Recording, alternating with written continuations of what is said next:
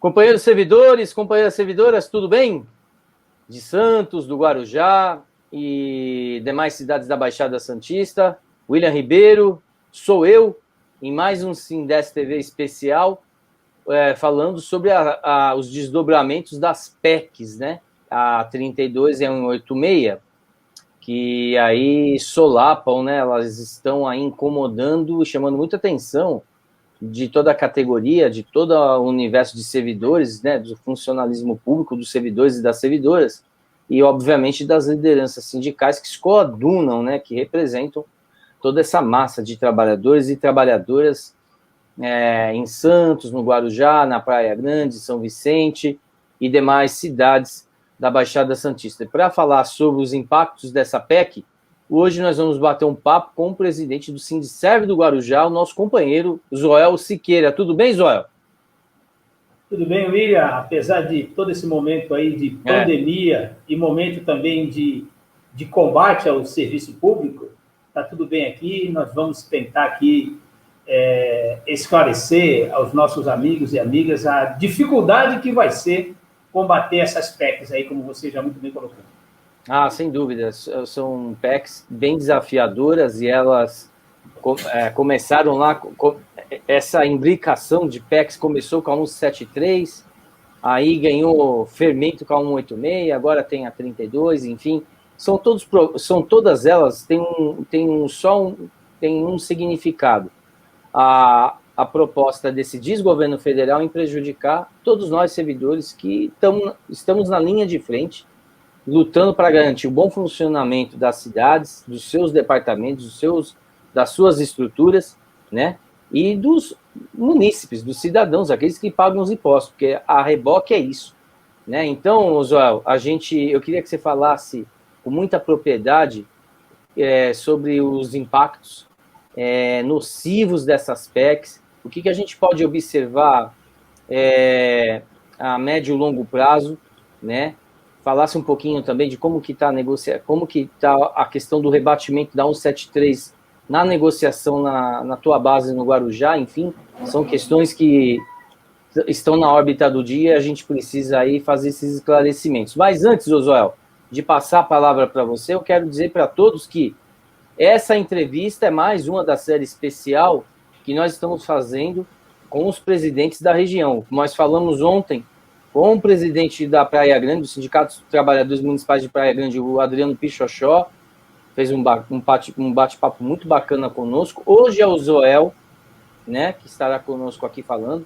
E depois nós temos o Edson Paixão, do Sindiserv de São Vicente, e o Fábio Pimentel, do Sindeste, né, que é o nosso anfitrião, o cicerone dessa discussão aqui. Então é isso, Zoel. Eu deixo você agora à vontade para explanar acerca desses questionamentos todos, que são meus e de todos os servidores, né? Primeiro, eu preciso parabenizar o Fábio por essa iniciativa.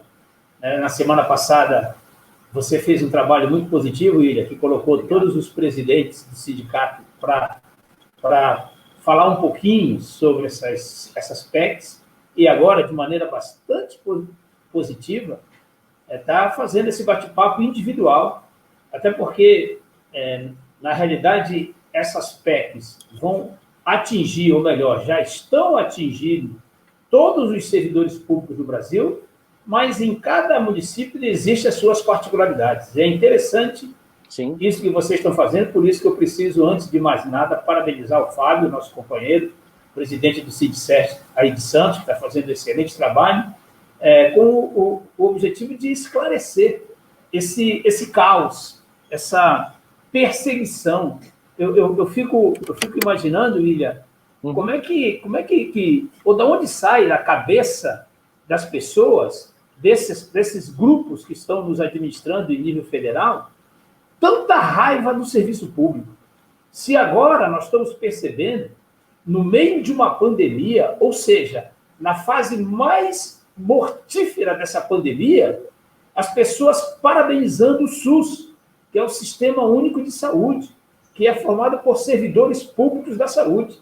Se não fossem esses servidores públicos, a pandemia a consequência dessa pandemia seria muito maior.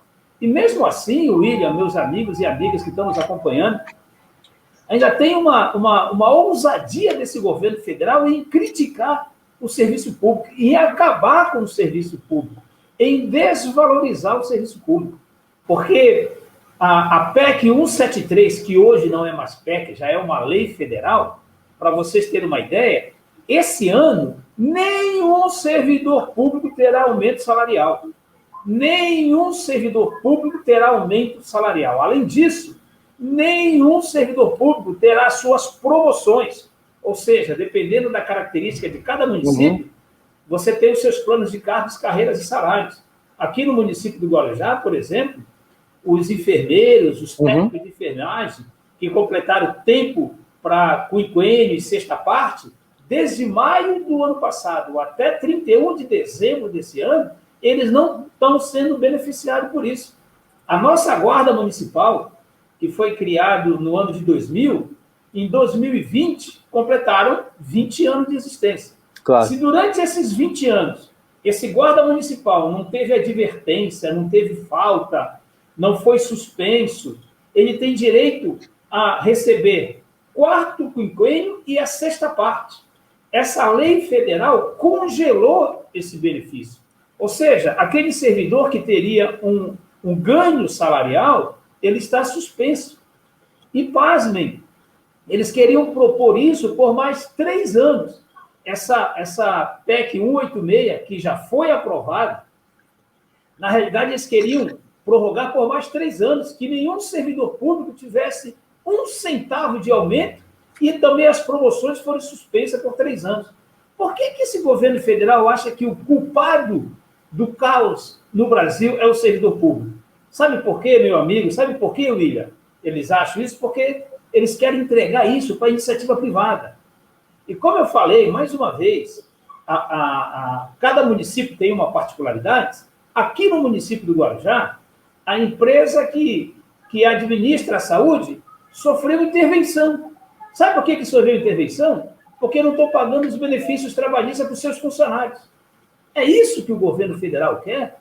É prejudicar o trabalhador, prejudicar o servidor público, é terceirizar tudo, é escancarar para a corrupção, para o desvio de dinheiro público. É isso que o governo federal quer?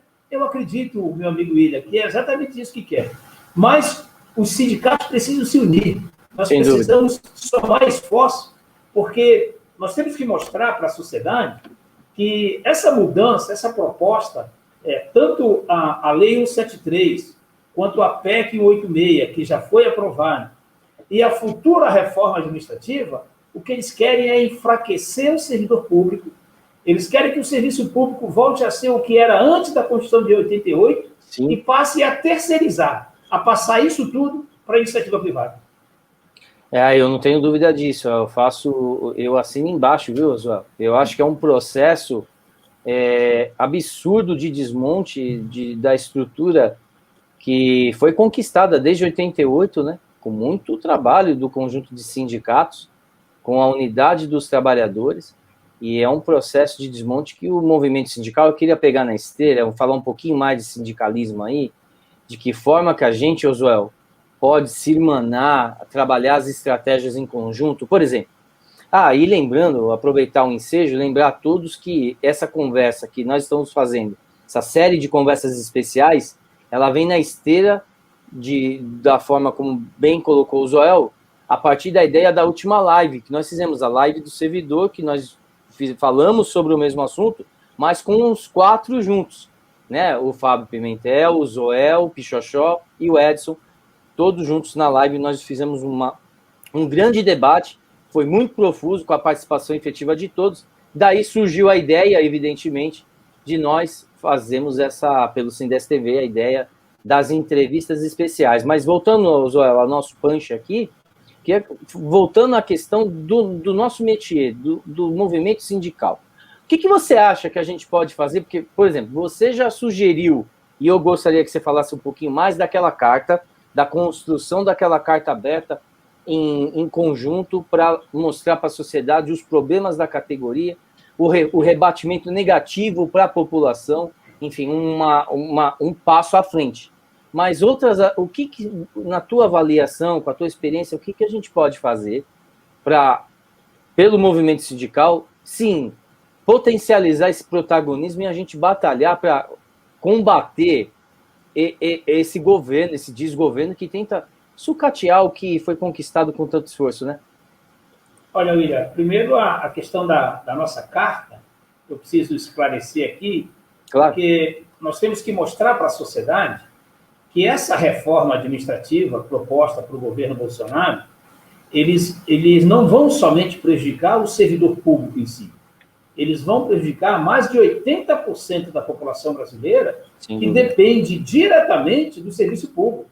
Então, o que vai acontecer com a escola do seu filho que pertence à área pública? O que vai acontecer com o posto de saúde do seu bairro que pertence à área tudo? Isso tudo, os servidores que lá trabalham, daqui a um futuro não muito longo, serão pessimamente remunerados, como eram antes da Constituição de 88. Sim, e essa remuneração vai fazer com que o servidor produza bem menor do que hoje. Então, o que vai acontecer? Os serviços públicos serão desqualificados. E aquela parte da sociedade que depende do serviço público será diretamente atingida. Então, o que foi proposto? E, felizmente, nós já elaboramos a carta, eu já encaminhei a carta para os outros diretores que nós discutimos em conjunto. O que está faltando agora é nós marcarmos uma data, todos os presidentes assinar essa carta e cada presidente na sua cidade encaminhar para a associação comercial, caminhar para a associação de bairros. Por quê? Porque cada carta tem um viés para a sua área. Para a associação comercial, nós vamos mostrar que a diminuição do poder de compra do servidor vai atingir diretamente o comércio da cidade. E nós vamos também mostrar para os bairros que a diminuição da qualificação do servidor vai gerar um péssimo atendimento na escola, na saúde pública. Sem dúvida. Então, nós vamos entregar essas cartas e vamos pedir o apoio desse grupo para que a gente possa combater essa reforma administrativa. É claro que você é um profissional bastante conhecedor do assunto sindical. Você sabe que desde o afastamento da presidente Dilma, já vem sendo feito um ataque ao mundo sindical. O enfraquecimento dos sindicatos, o enfraquecimento das centrais sindicais, e, como consequência, nós temos um enfraquecimento da luta dos trabalhadores. Porque o sindicato é uma instituição que defende o trabalhador. Vocês podem perceber que nessas pandemias aí que passa na imprensa tradicional, eles entrevistam o sindicato dos donos de hotéis, eles entrevistam o sindicato dos donos dos restaurantes, mas eles não entrevistam o sindicato dos trabalhadores. Então, eles dão ênfase muito grande para a visão patronal. E esses sindicatos patronais, eles estão sendo mantidos. Os sindicatos dos trabalhadores é que saíram extremamente enfraquecidos. Está aí a nossa reforma trabalhista, que foi uma reforma de mentira, dizendo que nós precisávamos flexibilizar a legislação trabalhista para gerar novos empregos. Nós temos aí mais de 13 milhões de trabalhadores desempregados. O que nós precisamos... Nem antes da pandemia, né, Joel? Nem antes, nem antes da pandemia o resultado foi positivo. Então, é exatamente isso. Então, é tudo mentira. Reforma trabalhista ia gerar mais emprego, a reforma da Previdência ia fazer com que o poder público tivesse mais dinheiro para investir na educação e na saúde, e essa reforma administrativa vai desburocratizar a área pública e vai melhorar o atendimento. É uma mentira. É uma mentira. Agora, para finalizar essa sua pergunta, eu fico muito à vontade para informar para os meus amigos e amigas, servidores públicos principalmente, que têm essa preocupação. A única solução é afastar esse governo Bolsonaro, que é um governo liberal. E o governo liberal, como eu sempre tenho dito, eu já tive o prazer de participar de várias reuniões, de vários programas em que você é o coordenador da mesa, você já até vai ficar cansado. Toda hora o Israel fala esse negócio, porque eu não me canso de dizer. Servidor público que vota em político liberal não pode depois bater na porta do sindicato e dizer assim, o que o sindicato vai fazer? Porque quem defende o liberalismo, deixa eu deixar bem claro aqui, quem defende a sociedade liberal defende um Estado fraco. E para ter um Estado fraco, tem que ter um serviço público fraco. Então, eu fico indignado, porque, infelizmente, esse governo federal que aí está teve um grande apoio do serviço público. E agora os servidores públicos estão sentindo na pele o quão errado foi eles delegarem o seu direito a decidir, que é isso que faz o voto. Você elege um grupo, você delega esse grupo para tomar decisões em seu nome, e agora esse grupo está tomando decisão que está prejudicando a categoria dos servidores públicos. Não, sem dúvida. Não, você não foi repetitivo, não. Muito pelo contrário. Eu tenho uma tese que, se você está batendo na mesma tecla, é porque você tem muita razão no que está dizendo. E governo liberal é governo de desmonte, porque trabalha de mãos dadas com os patrões. Esse governo, ele é até pior do que isso, porque a gente passou pelo governo Fernando Henrique Cardoso, por exemplo, que era um governo nessa esfinge, mas ele não estava promovendo uma questão, uma lesa humanidade, essa procrastinação, né? Como é esse governo. Porque, a bem da verdade, Josué, mesmo que não houvesse pandemia, esse governo ele estaria tropeçando nos mesmos erros, né? Então, a verdade, a questão toda posta é essa, porque esse governo que está aí, ele procrastina as nossas questões de cidadão, os nossos direitos básicos de cidadão. Então, ele é nocivo em todas as esferas. Aí eu vou aproveitar o ensejo, já que a gente está falando de eleição, de governança, etc. e tal, eu queria que você fizesse uma análise, nós pudéssemos analisar da seguinte forma, mas olhando futuramente. A gente sabe que esse governo ele não serve. Ele já demonstrou que ele não serve por nenhuma característica, por A mais B, e, enfim, a gente já sabe que em 2022 ele não deve continuar. Mas, aí eu te pergunto, qual é o tipo de governante que pode ajudar, Joel, a redinamizar a economia, a repactuar todas as coisas que foram, de acordos que foram fraturados, a recosturar isso, a tentar resgatar o vazio produtivo, porque a gente não sabe qual vai ser o número final de mortes da pandemia, mas esse número, por si só, ele já é catastrófico. E aí, na nossa categoria, né, qual é o perfil de governante que é um governante adequado para nos reconduzir ao desenvolvimento? Olha, William, a tua pergunta foi extremamente pertinente e na minha humilde opinião, tem que ser um governo que priorize o trabalhador, que venha em defesa do trabalhador, porque nós estamos aí num governo que defende o patrão, e isso é claro nas falas dele. E o governo que defende o patrão já mostrou que se preocupa com, único e exclusivamente, o enriquecimento de uma minoria da sociedade brasileira. E, realmente, nós vamos torcer, e muito, não só torcer para trabalhar efetivamente, para que a gente consiga mudar esse governo em nível federal. Eu vou deixar uma coisa aqui bem clara. Claro. Nós estamos, tanto o Estado quanto o município, estamos sofrendo uma consequência muito grave desse desgoverno federal, e nós temos que deixar claro que isso é consequência da ação direta desse desgoverno federal, desse governo do Bolsonaro. Isso a gente tem que deixar claro. Eu não tenho nada contra ou nem a favor ao governo do Estado de São Paulo, não tenho nada contra ao governo aqui do município de Guarujá, mas eu tenho consciência que acabei de receber uma mensagem agora, que praticamente já estão, todos os leitos de UTI aqui do nosso município já está com 100% de capacidade absorvida, já infelizmente. Isso não é uma culpa do prefeito, é culpa de uma ação completamente errônea do governo federal desde o início dessa pandemia. Então, nós temos que somar esforço, o mundo sindical, o cidadão consciente tem que somar esforço para não permitir que esse grupo que administra o Brasil em nível federal permaneça por mais 4 anos. E, infelizmente, eu tenho um exemplo claro para mostrar para vocês. Ou melhor, felizmente, eu tenho um exemplo claro para mostrar para vocês. É só analisar o que está acontecendo nos Estados Unidos hoje. Os Estados Unidos estavam na mesma linha do Brasil, e o Brasil estava acompanhando aquele desgoverno norte-americano. Foi só mudar o governo.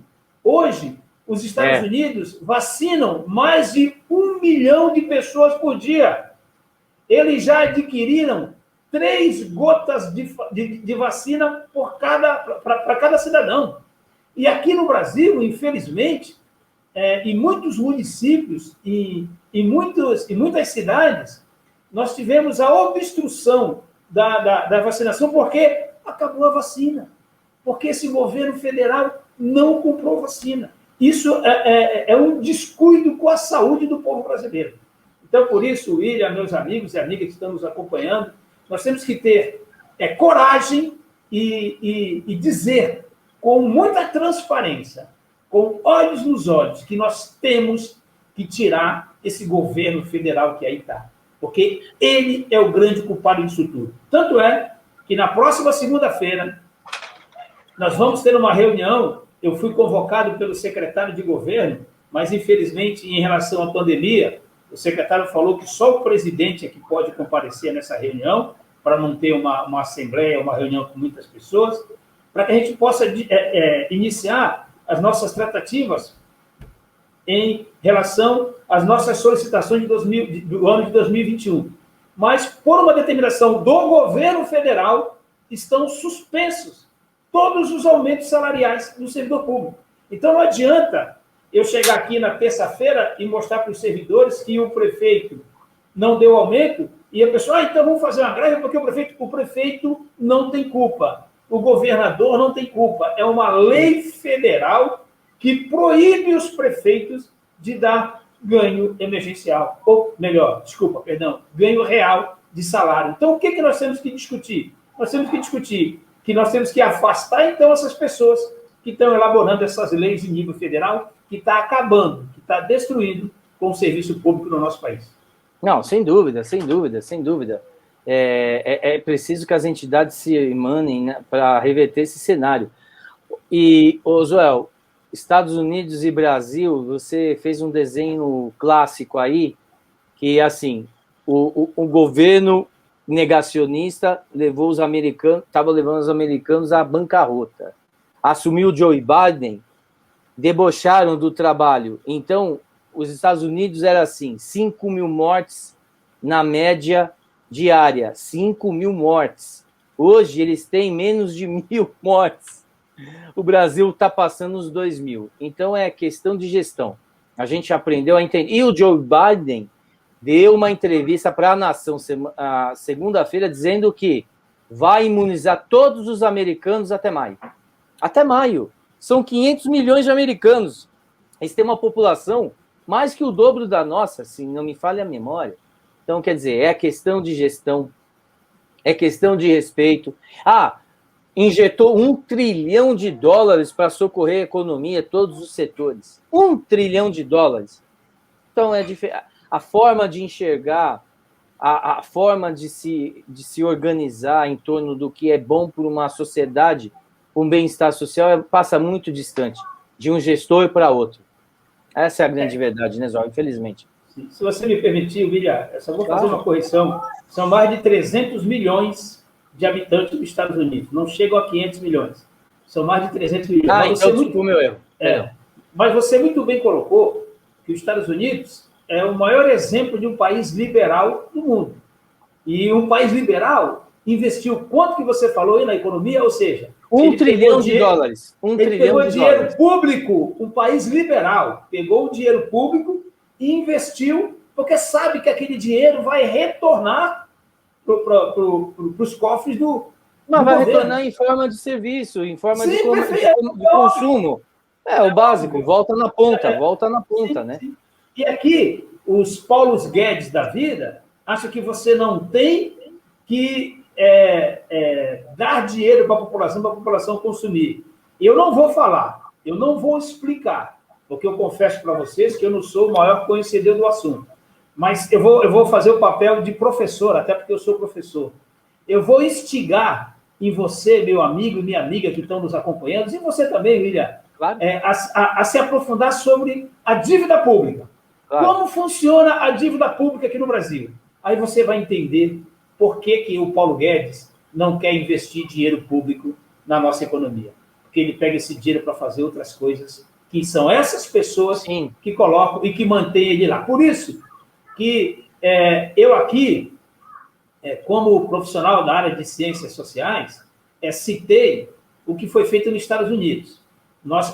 Lá nos Estados Unidos, tiraram o presidente através do voto. Aqui tem algumas pessoas que querem o impeachment do presidente. Eu, particularmente, eu sei que é questão de saúde pública, porque se continuar do jeito que está, vai morrer muito mais gente. Mas eu não sou a favor do impeachment, eu sou a favor de um processo democrático e através do voto. Né? Por isso que eu critiquei muito o processo de impeachment da Dilma, mas comparar o processo de impeachment da Dilma com o impeachment do Bolsonaro chamar esses nossos deputados e senadores de... estou tentando aqui encontrar uma palavra, porque são picaretas. Não, eles têm que ter a coragem. Existe mais de 60 solicitações de impeachment e eles não têm a coragem de fazer discussão. E o que o Bolsonaro está fazendo é milhões e milhões e milhões de vezes pior do que a Dilma fez e afastaram a Dilma. Por isso que eu confio e vou trabalhar efetivamente e vou trazer o mundo sindical para trabalhar efetivamente para daqui a 2 anos a gente tire esse grupo que está aí do governo federal. Não, sem dúvida, Joel. Olha, eu acho que, infelizmente, por conta dessa pandemia, não vai dar para acarretar um impeachment. Primeiro, por conta da pandemia. E segundo, Joel, eu acredito que é por conta desse... Hoje a gente tem um congresso muito ruim de parlamentares. Olha, eu vou falar uma coisa, eu acho que ruim é um dos piores conjuntos de parlamento que nós tivemos desde a redemocratização, hein? A gente teve grandes parlamentares, mas hoje, se você pegar e listar para mim 10 nomes de grandes parlamentares, nós estamos a ver navios. Olha, parlamentares grão-duques, né? Os parlamentares da nossa região, não sei a tua avaliação, mas para mim muito a desejar, muito mesmo a desejar. Parlamentares ligados ao movimento sindical, então nem se fala, eu não sei o que você avalia a respeito. Infelizmente, William, nós perdemos muitos parlamentares que eram oriundos do mundo sindical por essa onda bolsonarista que aconteceu há 2 anos atrás. Sim. E essa onda essa onda bolsonarista também colocou muitos deputados federais e senadores com uma visão completamente retrógrada de sociedade. Está aí. Boa leitura. Eu fico muito à vontade de falar que eu só assisti a manifestações para fechar o judiciário e para fechar o Congresso, só na televisão, em documentários e através do livro didático. Né? É uma incoerência um deputado federal pedir o fechamento do Congresso e o fechamento do Supremo Tribunal de Justiça. Quer dizer, o que o cara está lá dizendo da liberdade de imprensa e valoriza o ato institucional número 5? Ele pode falar lá, ele tem uma boa didática, mas ele não conhece absolutamente nada de liberdade de expressão e de AI-5, que é uma incoerência. Isso tudo... Claro. Isso tudo foi nessa onda para eleger o Bolsonaro. William, eu também vou mais uma vez aqui fazer o papel de educador e pedir para você pesquisar nos estados da nossa federação quais os estados que estão com o maior problema em relação à pandemia, e vocês vão ver que a grande maioria são governados por pessoas que vieram também dessa onda bolsonarista. Né? Aonde são negacionistas. O Amazonas, Santa Catarina, o próprio Distrito Federal, o Rio de Janeiro. O Rio de Janeiro que é um caos, tá? Que foi um caos. Então, são tudo estados que foram administrados, que estão sendo administrados por políticos que se reelegeram nessa onda bolsonarista, nessa onda de extrema-direita, de ser conservador. Eu não consigo entender, William, como é que os jovens deixam claro, eu sou capitalista, eu sou de extrema-direita, não ao comunismo. Não sabe nem o que está falando. A classe média, coitada, eu vejo aqui funcionário público fazendo alguns comentários nos meus artigos que de vez em quando eu escrevo, aí fala, tem que cadeia para esses esquerdopatas. Então, o cara não sabe nem o que ele está fazendo. Então, discute aquilo que não conhece. Joel, e outra coisa, não sabe, você tem toda a razão, não sabe o que é o comunismo, e se acusar o governo do PT, vamos dar nome aos bois, de que foi um governo comunista, é uma mentira, não foi. Largo dessa discussão, imagina. Quem chamar a Dilma e o Lula de comunista, porque não sabe. E pior ainda, William, pior que é da tua área, você que é um homem da comunicação, chamar a Globo de comunista, chamar a Folha de São Paulo de comunista, isso me dói. É não conhecer, é não saber de nada. Aí entra até uma reflexão muito aprofundada da minha parte aqui como professor, e o quanto que nós erramos na formação dessa sociedade, porque as pessoas não conhecem, não sabem. Aí vem, eu sou leigo ainda nessa área, e eu vejo o quanto que os fake news, o quanto que as redes sociais, que em vez de facilitar a busca de conhecimento, através da manipulação de informação, está fazendo um verdadeiro caos na sociedade atualmente. Eu não tenho dúvida, e digo mais, a história corre pela régua dos acontecimentos, Josué, e não tem jeito, né? Eu estava lembrando depois que eu conversei com o Pichoxó ontem, e eu estava lembrando daquela novela O Bem Amado, porque você não tinha rede social, não tinha nada, mas o Paulo Gracindo, ele ia em qualquer coreto e contava um monte de história, enganava toda aquela gente, né? Que era uma massa falida. Mas hoje a gente era uma massa falida que não tinha acesso à informação. Mas hoje é uma massa falida com acesso à informação que não refina ela. Então ele é uma massa falida levado se deixa enganar pela onda do tal do fake news. E com isso a gente vai se descognitizando, vai perdendo cognição, vai perdendo conhecimento, vai atrofiando, né? Isso é um pecado, porque não adianta, nenhum país, desenvolvido, ele tem uma sociedade que se deixa permear, se deixa mobilizar, são sociedades, caso da Alemanha, né, Josué? Sociedades que as pessoas vão para o debate. Olha, você está falando de comunismo, de capitalismo, eu tive nas duas pontas, eu tive num país mais capitalista e tive no país mais comunista, um dos mais, que é Cuba. Eu estive em Cuba. Eu vi o que é um país comunista em Cuba, há 15 anos atrás. Eu conheço, eu sei, eu vi o que é o modelo comunista. Então, passa muito distante dessa discussão que estão tentando infringir. É o famoso jogo de palavras para enganar trouxa. E as pessoas se deixam enganar. Entendeu? E nós vamos sofrer, Joel, muito, muito com isso tudo ainda, se não houver uma mobilização das pessoas em torno do bem-estar social, do que é importante para o bem-estar social. Essa é a grande verdade, cara. É a valorização do humanismo, William. Nós temos que ver o que é mais importante no ser humano. E eu tenho feito muito essas discussões no mundo sindical, principalmente na época em que foi discutido a reforma trabalhista. Sem dúvida. Porque hoje se enxerga o ser humano como um produtor de riqueza. O ser humano ele não é produtor de riqueza. Ele não foi criado para produzir riqueza. O ser humano foi criado para viver, para sobreviver. Eu não sou nenhum religioso, mas Deus nos criou não para a gente produzir riqueza, para a gente trabalhar, para a gente trabalhar, sair de casa às 4 horas da manhã, chegar em casa às 10 horas da noite e falar, olha, esse é trabalhador. Isso não é trabalhador, isso é escravo. Claro. Nós temos que viver. Por isso que o mundo sindical tem que discutir a questão de diminuir a carga horária para gerar mais campo de trabalho e para acabar com esses altos salários, para acabar a concentração. Nós temos que lutar para viver. E a reforma trabalhista vinha com as propostas, como eu falei aqui no início, eu também na época falava, eu quero saber da cabeça de quem saiu de que a grávida poderia trabalhar no local insalubre. Olha só a maldade do ser humano. Não, mas ela está grávida, mas se ela sair de trabalhar lá, ela não vai produzir. Aí o patrão vai sair prejudicado. Olha a sensibilidade, a falta de sensibilidade de humanismo.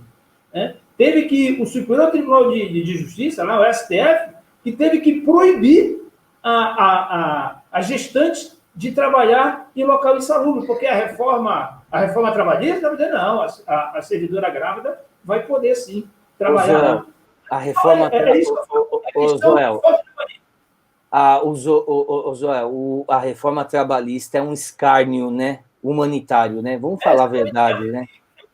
É um crime. É pior do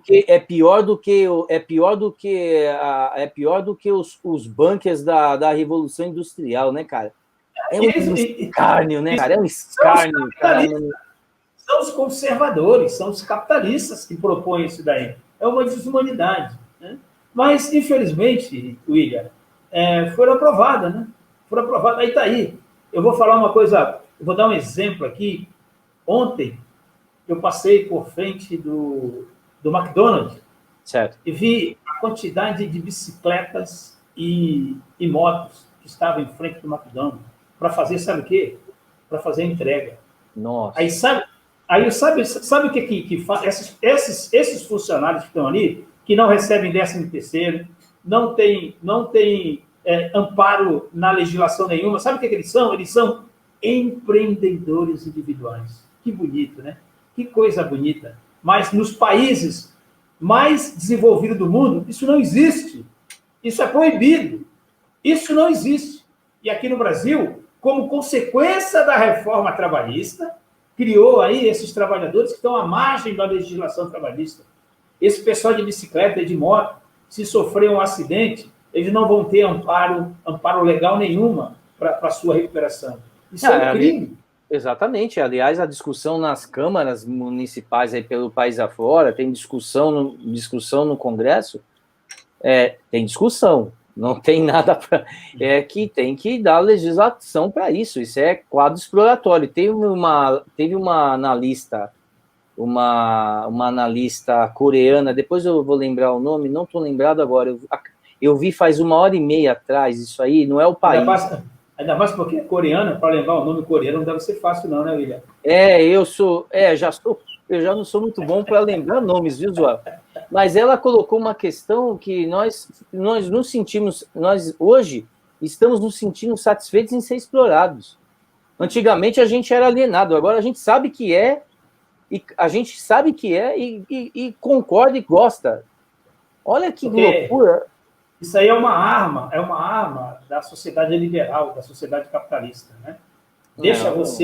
Deixa você no último nível de sobrevivência, porque para você melhorar qualquer coisinha a mais, você já, pelo menos eu não estou desempregado, pelo menos eu estou conseguindo comprar o meu pão de cada dia, mas você não vive, você não vai se aposentar, porque quem tem uma vida dessa daí não vai chegar aos 65 anos de idade, como diz a reforma, como diz a Previdência hoje, que ninguém se aposenta antes de 65 anos, e não vai contribuir por mais de 45 anos nunca. Então, por isso, William, eu acho esse espaço aqui que vocês organizaram, mais uma vez, eu parabenizo ao presidente Fábio, que é um espaço único para a gente discutir sobre o ponto de vista trabalhista, e especificamente sobre o ponto de vista da área pública, porque do jeito que está, se a reforma administrativa, que já começou, olha só, nós tivemos 3 legislações. A PEC 173, que agora já é Lei 173, a PEC 189, que agora já é lei, que, em razão da organização do sindicato, nós conseguimos tirar algumas maldades que o governo federal queria, por exemplo, prorrogar por mais 3 anos a proibição de aumento salarial, e também prorrogar o direito à promoção. Não, a partir de agora, a partir de janeiro do ano que vem, vão ter direito novamente às promoções. Tá? Claro. Mas concurso público ficou mais difícil, e essa reforma trabalhista, que é a PEC 32, que isso ainda está em discussão. Mas, infelizmente, quem que está discutindo? Deputados liberais, deputados que entendem que o Estado é engessado, que o Estado é grande, que o Estado é um elefante e que só a diminuição do Estado vai gerar uma economia mais competitiva. É mentira! No país desigual, igual. Isso é lindo, maravilhoso lá na Alemanha, na Dinamarca, na Sim. Suíça. Mas aqui no Brasil, ou nos países da América Latina, onde existe uma desigualdade muito grande, só o Estado que tem condições de combater essa desigualdade. Depois que você tem uma sociedade igualitária, aí é uma outra discussão, aí é um outro momento. Mas essa reforma administrativa, do jeito que está aí, quer acabar com o concurso público. Sabe por que eles querem acabar com o concurso público? Eu tenho 22 anos como funcionário da Prefeitura do Guarujá. Eu posso ser mandado embora, sim, claro que eu posso. É só eu faltar, só eu ter advertência, só eu de respeitar. Abre-se um processo administrativo e me manda embora. Sem dúvida, sem dúvida. Você é avaliado permanentemente. Sim, mas me manda embora porque eu cometi uma grande falha, uma grande falta. Não porque eu votei em outro candidato. O que eles querem com o fim do concurso público é o seguinte. Por exemplo, você acha que se eu vivesse numa área onde não exigia concurso público, eu teria a liberdade de criticar o Bolsonaro como eu tenho hoje? Eles já teriam me mandado embora. Como eles fizeram com os funcionários lá do meio ambiente, onde eles perseguiram os profissionais do meio ambiente. Então, eles querem acabar com isso. Porque o servidor público concursado, ele é funcionário do Estado. O servidor público comissionado, ele é funcionário do grupo político que está na administração. Eles querem ampliar isso. Então, a reforma administrativa, a PEC 032, se for aprovada do jeito que está, vai ser um caos para a área pública. É verdade, eu concordo com você. Aí eu quero te fazer, Joel, a gente está chegando na reta final, quero te agradecer imensamente pela participação, por abrir a sua agenda, por estar conosco mais uma vez, né? E toda vez que você participa, Joel, você sempre abrilhanta com teu conhecimento, a tua experiência e deixa reflexões para nós, né? Isso é muito importante para nós e para todo o universo de servidores, né? Mas duas questões. Vou pegar a esteira do Estado inchado, que assim, acusam a máquina de ser inchada porque a culpa é do servidor. Mas a reforma política, o enxugamento o enxugamento dessa toalha molhada, que se chama essa política, essa toalha molhada, encharcada por conta desses políticos que, por exemplo, a Câmara Federal tem quase 600 deputados que carregam por si estruturas de empresas, cara, de empresas. Por exemplo, eu conheço um sindicato em São Paulo que ele tem 70 funcionários, mas tem parlamentar que tem mais gente do que um sindicato que tem CNPJ, veja. Então, assim, cara, a reforma política não ajudaria a trabalhar esse equilíbrio de ações? Essa é a pergunta. Sim, claro, claro. A reforma administrativa também, William. A reforma política, claro. A reforma administrativa, ela precisa ser discutida. Por isso, quando eu falei aqui, a reforma administrativa do jeito que está lá, que vai ser discutido por um governo neoliberal, é uma vergonha. Agora, que precisa ser feita uma discussão e analisar caso a caso. Servidor público municipal tem uma característica. Servidor público estadual tem outra característica. E o federal tem outra. Assim como o funcionário do executivo tem uma característica, o funcionário do judiciário tem outras características, claro, e o funcionário do judiciário... Mas a gente coloca tudo na mesma panela. Né? Vamos acabar com essas mordomias do servidor público. Gente, aqui no Guarujá, o motorista, o inspetor de aluno, o médico lá do Perequê, lá de Santa Cruz do Navegante, não tem essas mordomias que dizem que tem. Tá? Agora, se ele tem 20, 25 anos de casa e ele ganha 30% a mais do que o início de carreira, é porque ele tem 25, 30 anos de casa.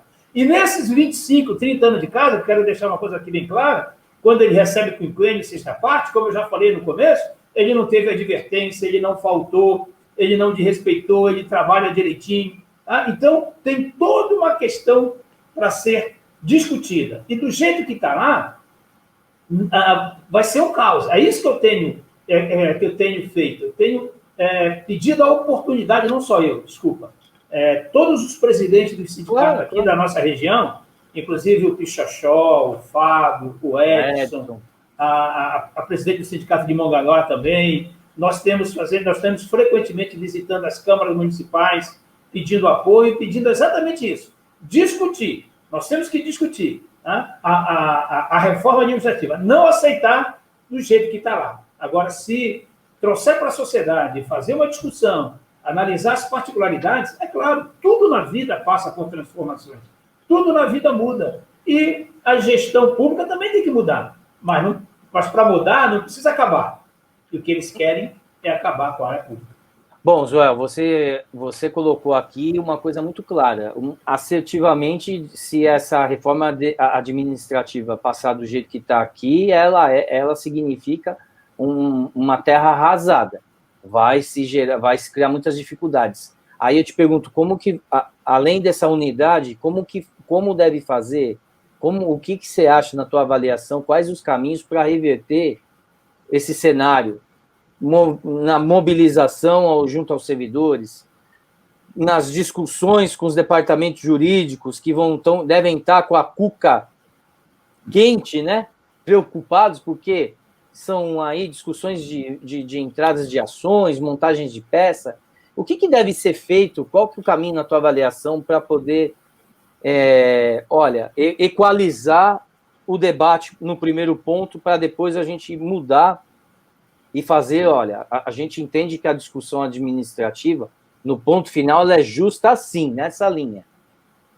Acho que a primeira coisa que tem que ser feita, e vocês estão nos ajudando a fazer isso, William, quando eu falo vocês, é você especificamente da imprensa e o Fábio, é informar para os servidores o que realmente vai acontecer se nós não nos mobilizarmos, que é a questão da informação. O servidor tem que entender o que estão propondo para ele.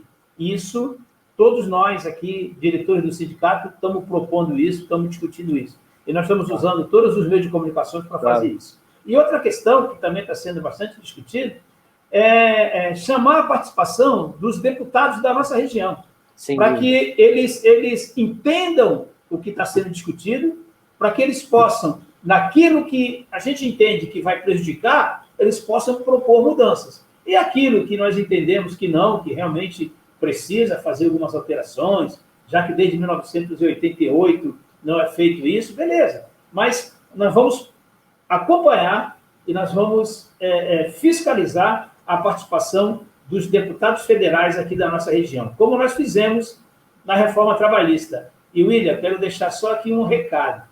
Na reforma trabalhista, quando foi aprovado, o mundo sindical foi lá para a Praia do Gonzaga e fez o enterro simbólico dos 3 deputados da nossa região que votaram a favor da reforma trabalhista. Eu lembro. Sabe o que aconteceu com esses 3 deputados? Não conseguiram ser reeleitos. Então, nós vamos fazer a mesma coisa agora.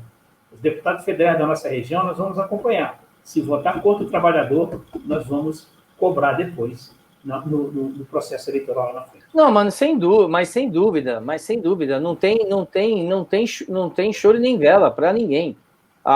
Eles foram eleitos por nós, eles não foram eleitos por um grupelho só, eles foram eleitos por o grupo de eleitorados desses, todos os deputados, tem a nossa participação em maioria. Então eles nos devem uma resposta cidadã, uma resposta adequada. Se não caminhar corretamente, ô Joel, tá certo. Eles têm que ser expostos, sim. Porque quando quer voto, quer aparecer para todo mundo. Mas quando quer tomar alguma decisão de acordata, faz dentro do bunker. Não. Tem que puxar pelo cabelo mesmo. Educadamente, evidentemente, é uma metáfora. Sim, puxar, tirar do buraco, falar, tá aqui, ó. Eles têm compromisso conosco, sem dúvida nenhuma.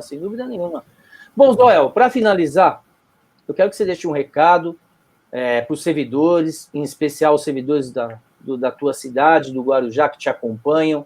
Tá? Eu quero finalizar aqui agradecendo a todos os servidores do Guarujá, agradecer a toda a sua gente do sindicato, tá certo? Os funcionários, parceiros, colaboradores, todo o pessoal que caminha com você, e parabenizar pelo trabalho, dizer que o Sindeste é mão amiga, e a gente está junto e misturado nessa luta sempre, tá, Zoel? Mas para finalizar, deixa um recado e muito, muito agradecido mais uma vez por estar conosco aqui no Sindeste TV.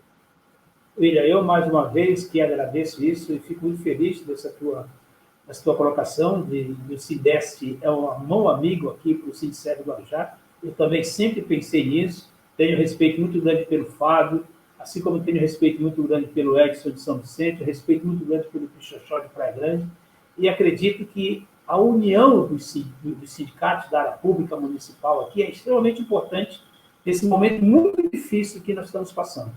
E especificamente para os meus amigos e amigas sócios do Sindiceb do Guarujá, eu já falei e reforço aqui, esse ano de 2021 está sendo um ano de muita dificuldade, nós temos aí uma pandemia muito complicada, nós temos que agradecer muito dos profissionais públicos da área de saúde, do pessoal da área da segurança, de todos aqueles funcionários que não pararam em nenhum momento nessa pandemia, que com toda a dificuldade estão lá trabalhando, estão lá lutando pelo seu pão de cada dia, e dizer que, apesar de toda essa dificuldade, só tem uma saída para que a gente possa melhorar e ultrapassar esses obstáculos. É a nossa união. Com a nossa união, nós vamos conseguir vencer todos esses obstáculos que estarão pela frente no ano de 2021. Muito obrigado, Igor.